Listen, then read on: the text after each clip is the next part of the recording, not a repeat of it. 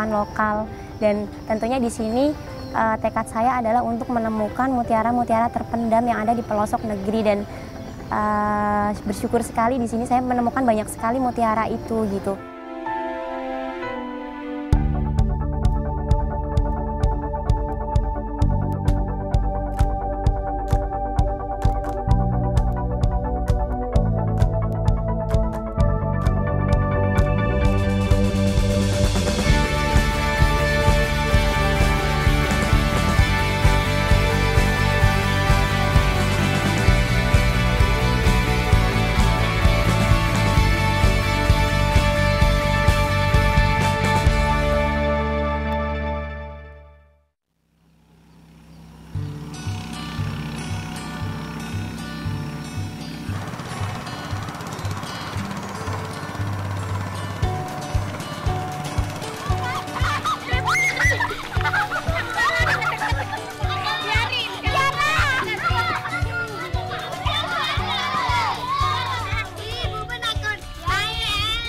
Di usia yang menginjak 25 tahun, aku menjadi pengajar muda di pelosok negeri. Meninggalkan zona nyaman, mengambil hikmah dari keterbatasan.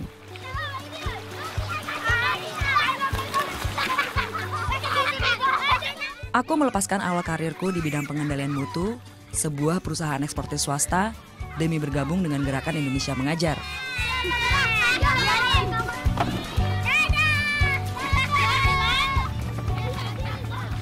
Perkenalkan, nama saya Rinetita Febriana. Saat ini saya bertugas sebagai pengajar muda Indonesia Mengajar di Desa Kepayang yang terletak di bantaran Sungai Lalan, Musi Banyuasin, Provinsi Sumatera Selatan. Dan selama 10 bulan ini saya mendapatkan pengalaman yang sangat berharga bersama anak-anak yang lucu ini.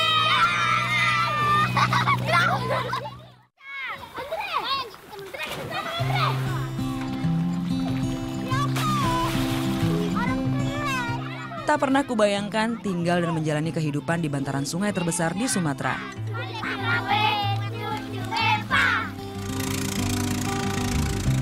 Di Kepayang, sungai adalah sumber kehidupan.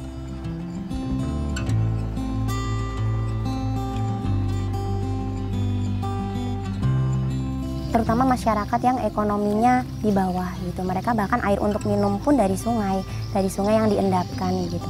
Jadi segala akses pun semuanya lewat sungai, dari transportasi dan sebagainya, tidak bisa ditempuh langsung lewat darat karena memang dia kondisinya tepat di bantaran Sungai Lalan, anak dari Sungai Musi. Desa Kepayang termasuk dalam Kabupaten Musi Banyuasin, Sumatera Selatan. Dari Jembatan Ampera, Palembang, hanya ada 1 kali jadwal penyeberangan ke tempatku bertugas ini.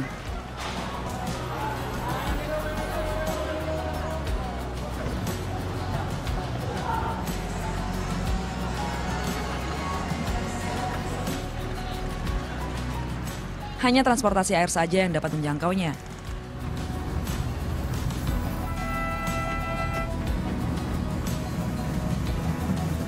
Bahkan, perjalanan antar desa sekalipun harus melalui jalur sungai.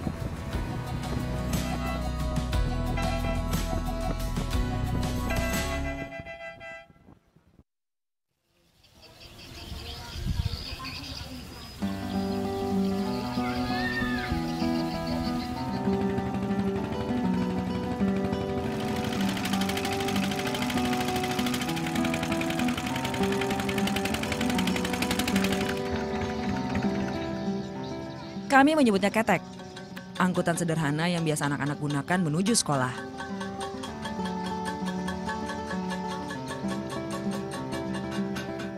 Khususnya mereka yang berasal dari seberang desa Kepayang.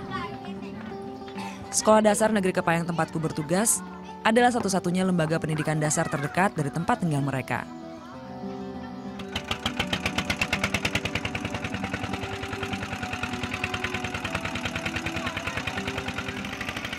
Penyeberangan ke sekolah dengan ketek memakan waktu 5 menit saja. Meski letak kampung seberang dan desa Kepayang berdekatan, tanpa ketek, anak-anak mustahil ke sekolah. Pasalnya, tak ada jalan lain untuk ke sana.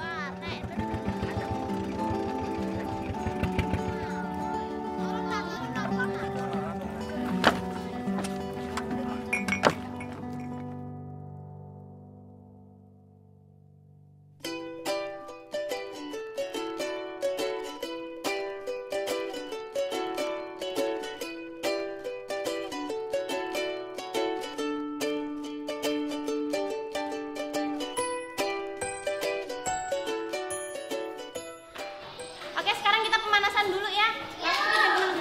Oke, silakan.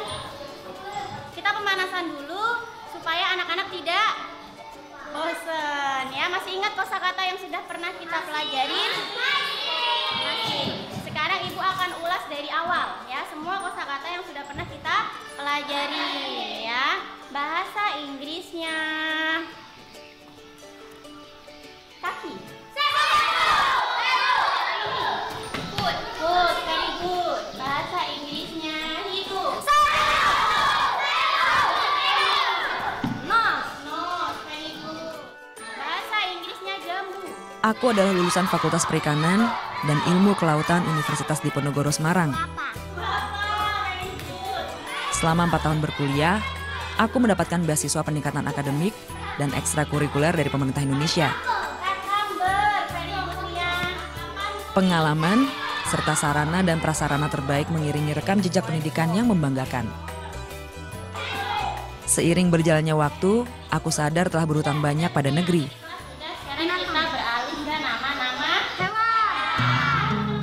Fill in the blank. Silahkan isi titik-titiknya, ini namanya apa? Dalam bahasa Inggris. Aku bertugas di Sekolah Dasar Negeri Kepayang, satu-satunya lembaga pendidikan di sini. Aku menjadi guru bahasa Inggris. Pelajaran muatan lokal kelas 4 sampai 6 di sekolah kami.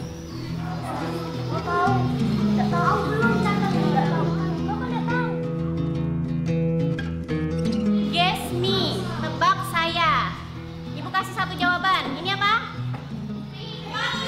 Oke, pohon itu tree. Siapa yang mau menjawab yang kedua?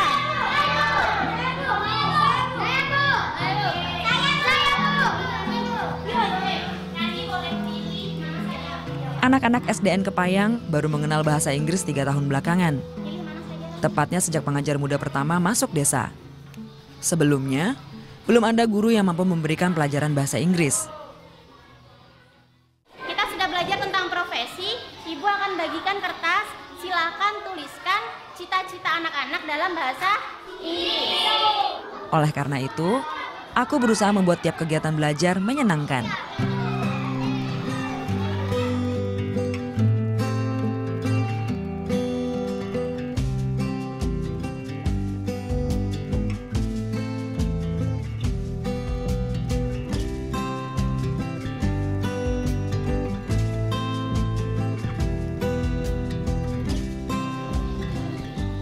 Dan terbukti, kini kemampuan kosakata mereka sangat berkembang.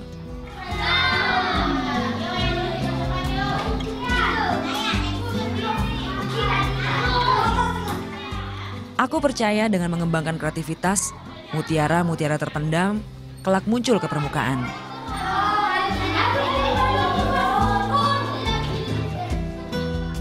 Kenapa nggak sekolah lagi?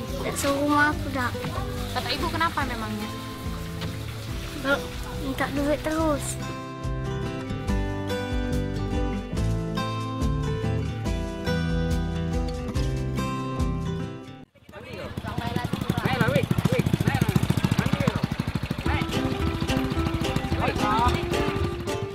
Desa Kepayang tidak memiliki sekolah menengah pertama dan atas, maupun lembaga pendidikan sederajat.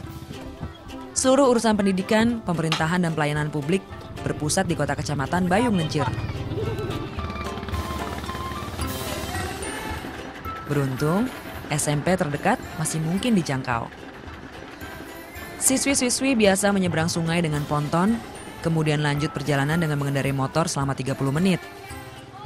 Hanya ada 2 armada ponton yang beroperasi, sehingga terkadang mereka harus menunggu lama untuk ke seberang. Kadang telat sekolah, apalagi hari Senin. Hari Senin kan siang, terus pagi kan Bu upacara. Upacara kadang-kadang telat masukin tim lain. Nama tim itu Pincaluk Bu. Pincaluk sudah itu disuruh, kadang-kadang disuruh keliling lapangan cuci WC. Hanya segelintir anak Kepayang yang melanjutkan pendidikan ke jenjang lebih tinggi. Pasalnya, ongkos transportasi untuk sekolah cukup besar. Dalam sebulan, pelajar harus membayar rata-rata Rp100.000 untuk menyeberang.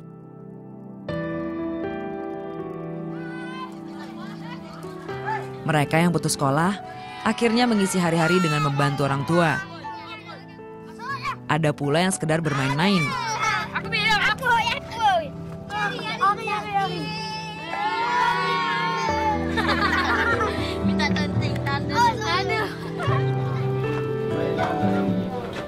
Di Kepayang, fenomena putus sekolah dapat menghantui siapa saja. Termasuk mereka yang masih seusia siswa SD. Padahal, anak dapat mengenyam pendidikan dasar gratis tanpa pungutan apapun. Kenapa nggak lanjut sekolah lagi? Nggak sekolah lagi. Kenapa? Nggak sekolah lagi. Kenapa nggak sekolah lagi? Nggak sekolah aku dah. Pindah. Kata ibu kenapa memangnya? Nggak minta duit terus.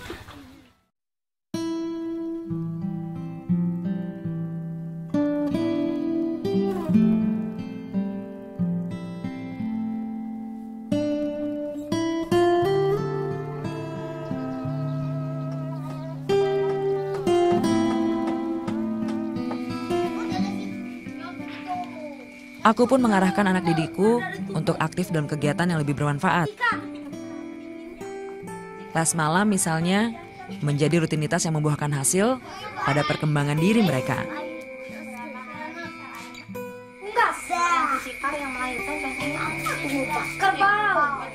Les malam kali ini sedikit berbeda. Aku menaruh perhatian lebih pada mereka yang bersiap untuk sebuah kompetisi. Tahun kemarin belum ada yang sama sekali lolos dari babak penyisihan itu, tidak ada satu yang naik semifinal. Alhamdulillah untuk tahun ini kami mengirimkan 6 peserta, 4 peserta naik ke babak semifinal dari babak penyisihan mengalahkan 600 peserta seluruh Indonesia. Itu membanggakan sekali untuk sekolah kami. Penugasanku di Musi Banyuasin tinggal menghitung hari. Oleh karenanya, aku berusaha mengasah mutiara terpendam yang ada di sini. Di dalam dua alam. Tujuannya apa sih? Anak-anak memiliki rasa ingin tahu yang luar biasa. Bisa membaca semuanya. Biar tidak hanya satu buku yang bisa. Terus apalagi ini? Misalnya disebut Lapisannya atmosfer. atmosfer. Ini atmosfer itu yang membuat suhu bumi lebih apa? Lebih rendah. Oke, lebih dingin atau lebih rendah dibandingkan dengan planet yang Planet lain. lain. Kalau planet lain suhunya gimana tuh? Ada yang seperti apa? Kalau yang lebih jauh suhunya membeku, dingin. Kalau yang di dekat seperti Merkurius itu panas banget. Karena sains itu tergolongnya bisa, kalau bisa jadi dokter, bisa mengobati orang, bisa menciptakan benda kalau jadi ilmuwan. Bukan hewan. Reptil. Oke, Rem. Sudah menjadi tugasku menjembatani potensi mereka dengan beragam kesempatan emas di luar sana. Semifinal. Semifinal. Berarti belajarnya harus lebih giat. Cucue papa apa tome pa.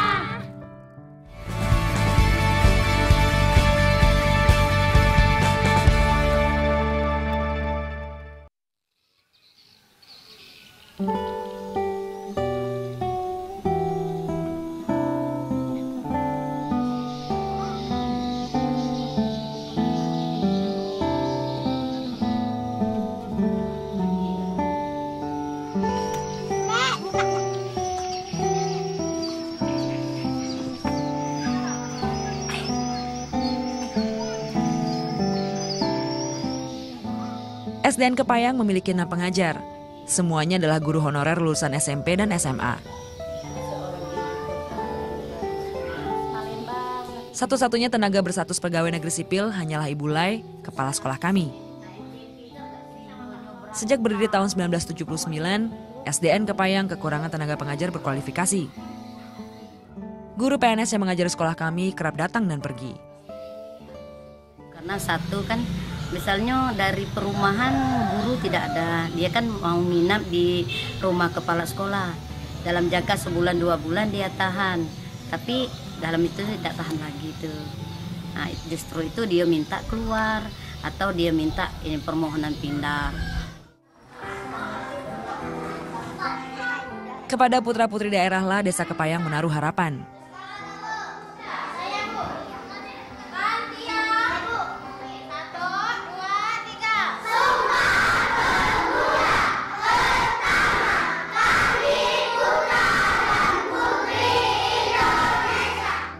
Saya Bu, masih dibilang jauh pendidikan SMP. Nah, SMP cuma saya lihat di sini Bu lainnya minta bantu. Di sini dulu Bu, nggak ada guru. Nah, jadi Ibu lainnya bantu-bantu lah. Kata saya Bu, kalau saya belum mampu, pendidikan saya masih jauh di bawah. Kata Ibu lain, nah, coba dulu lah katanya. Sambil belajar, sambil ngajar.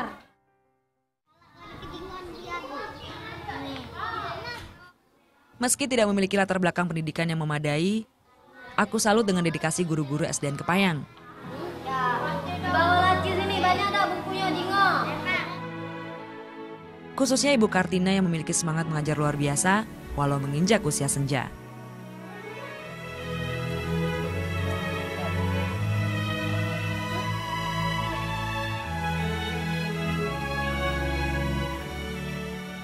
Perempuan asal Pontianak, Kalimantan Barat ini sangat berjasa terhadap pendidikan di Desa Kepayang.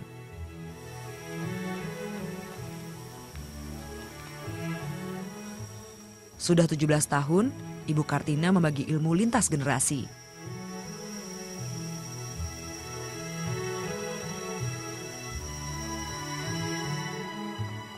Aku baru mengenal sosoknya di semester akhir penugasanku. Pasalnya, ia sempat kembali ke kampung halaman tahun lalu. Bahkan saya sangat malu ya, beliau itu selalu datang pagi. Biasanya saya yang terpagi, tetapi ketika Ibu Kartina datang kembali ke desa ini lagi, beliau datang lebih pagi dari saya. Padahal rumah beliau jelas lebih jauh daripada saya. Cara beliau mengajar pun benar-benar berusaha membuat murid itu paham akan materi yang disampaikan gitu. Dan ketika beliau tidak memahami akan sesuatu hal materi, beliau tidak malu, tidak segan bertanya kepada saya. Mengalihkan pecahan, ya, pembilang dan penyebut harus dikalikan. Kadang memberi contoh.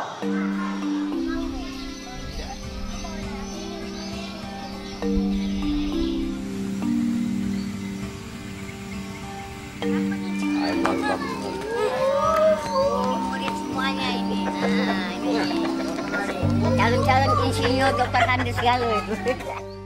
Ibu Kartina juga aktif membantu pelayanan kesehatan di Kepayang. Assalamualaikum. Tak satupun petugas kesehatan berjaga di sini. Pondok Bersalin Desa pun bisa dikatakan nonaktif. Sehingga segelintir bidan swasta saja yang biasa memberikan pertolongan pertama kepada warga. Salah satunya Ibu Kartina. 3 Ibu punya niat ya. Ini mak salah janji ya. Ibu mau pertama kali kalau kemauan Ibu mati di Tanah Suci.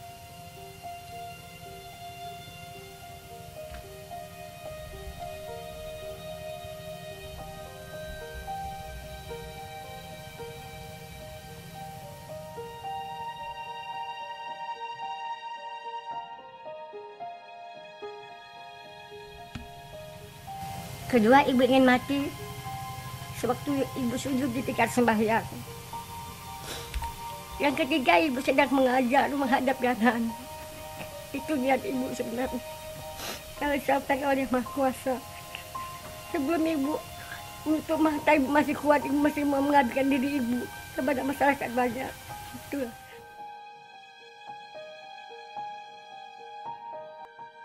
Harapanku jasa besar Ibu Kartina kelak menginspirasi generasi muda Kepayang untuk membangun desa tanah kelahirannya.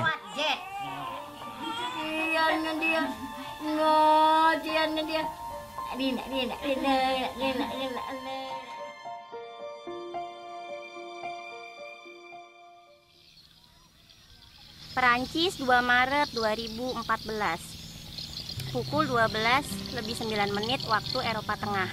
Kalau di Indonesia pukul 6:09. Kepada adik-adik kelas 5 SDN Kepayang, Kabupaten Musi Banyuasin, Sumatera Selatan, Indonesia.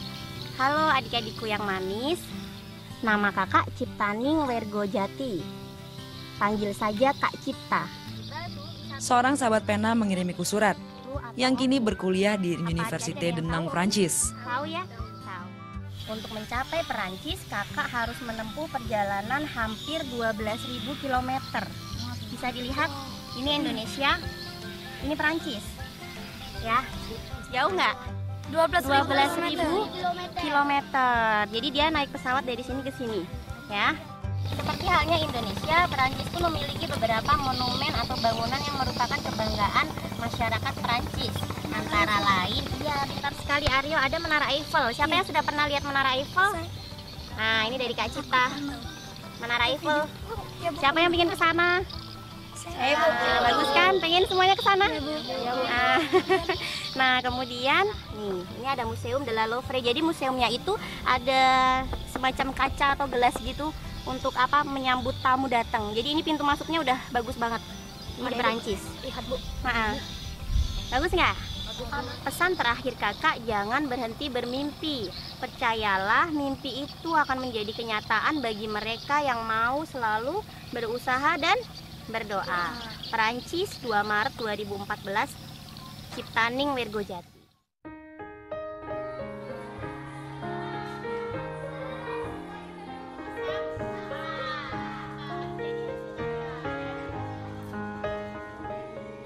Hampir setahun sudah aku melukis kisah bersama anak-anak Kepayang.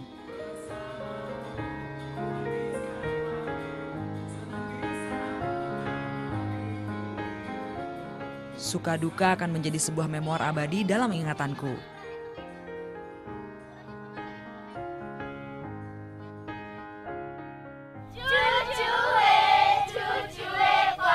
Namun, aku harus rela membiarkan mereka tumbuh dengan cita-cita mereka sendiri.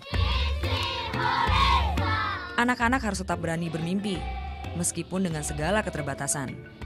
Dukungan dari mereka yang peduli dapat menjaga nyala mimpi itu.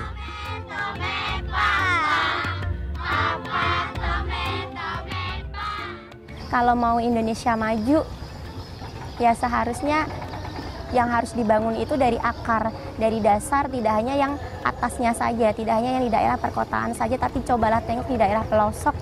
Banyak saudara-saudara yang harus kita ajak, kita gandeng untuk tumbuh bersama seperti itu.